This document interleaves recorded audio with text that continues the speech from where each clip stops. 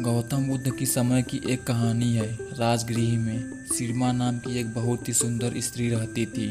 उसकी सुंदरता के चर्चे बहुत ही दूर दूर तक फैले हुए थे।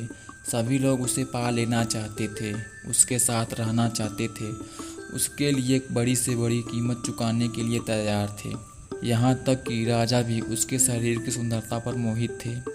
जो भी सिरमा को देखता उसके प्रति हवस से भर जाता। सिरमा एक साफ दिल की भोली भाली लड़की थी। वह दान धर्म के काम में आगे रहती थी। वह लोगों की मदद करती थी, दान दिया करती थी। लेकिन इस लड़की की ज़िंदगी आसान नहीं थी। उसे अपने आप को बुरे लोगों से बचाना था जो उसके शरीर के पीछे पड़े रहते थे। सिरमा के शरीर के चर्चे बिहार तक पहुंच गए थे।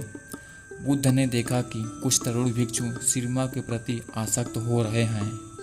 एक बार सिरमा की सुंदरता, उसके द्वारा दिए स्वादिष्ट भोजन की चर्चा कर रहे थे।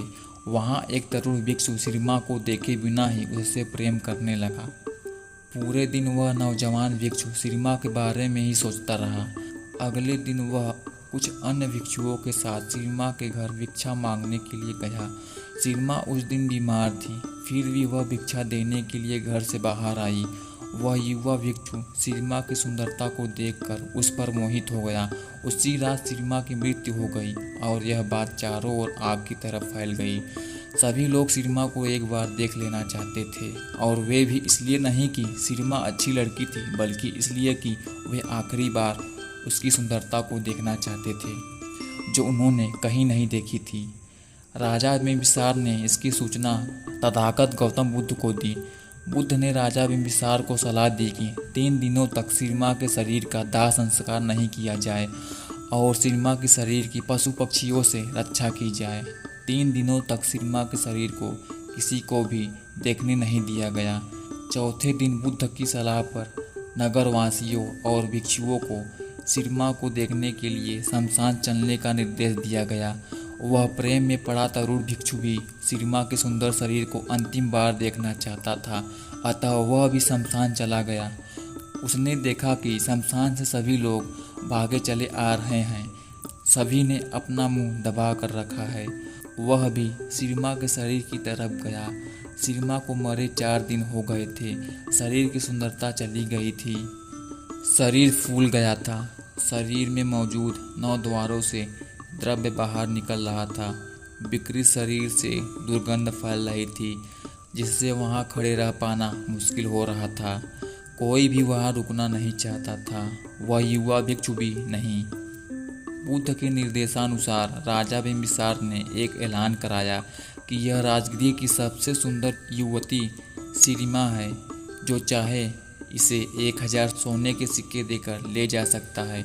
लेकिन वहाँ मौजूद लोगों में से किसी ने भी नहीं कहा कि वह सिरिमा के शरीर को चाहता है।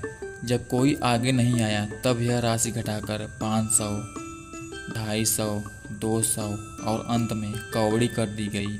फिर भी सिरिमा के शरीर को खरीदने के लिए कोई भी तैयार नहीं हुआ। अंत में मुफ्त में ले जाने का भी प्रस्ताव दिया गया, लेकिन फिर भी किसी ने भी उस शरीर में कोई जिज्ञासा नहीं दिखाई। तब तथागत गौतम बुद्ध ने सबको समझाया और कहा, शरीर का धर्म देखो। जब तक सिरमा का शरीर देखने लायक था, तब तक बहुत से लोग एक दिन के लिए 1000 या उससे ज़्यादा सोने देने के लिए खुशी खुशी तैयार थे। पर आज मुफ्त में दिए जाने पर भी कोई व्यक्ति उस शरीर के पास जाने के लिए भी तैयार नहीं है। ऐसा है यह क्षणभंगुर नाशवान शरीर। ऐसे शरीर में कैसी आसक्ति, ऐसे शरीर से कैसा लगाव। और यह शरीर जब सुंदर रहता है तब भी अंतर में गंदगी और व्याधियों से भरा रहता है। यह शरीर सिर्फ बाहर से एक सुंदर आवरण से ढका हुआ है। तब तुम सोचो किसके पीछे भाग रहे हो। बुद्ध की यह बात सुनकर वहाँ मौजूद सभी लोगों को अपनी गलती का एहसास हुआ और उन्होंने कुछ ऐसा अनुभव किया जिसका एहसास हम मरते समय तक भी नहीं कर पाते। उस तरुण भिक्षु ने भी बुद्ध से क्षमा मांगी। हमें मन की सुंदरता पर ध्यान देना चाहिए। मन सुंदर रहता है तो तन अपने आप ही सुंदर लगने लगता है, लेकिन हम उल्टा करते हैं। तन को सुंदर बनाने में लगे रहते हैं और मन ऐसे सड़ जाता है जैसे कोई मुर्दा सड़ जाता है।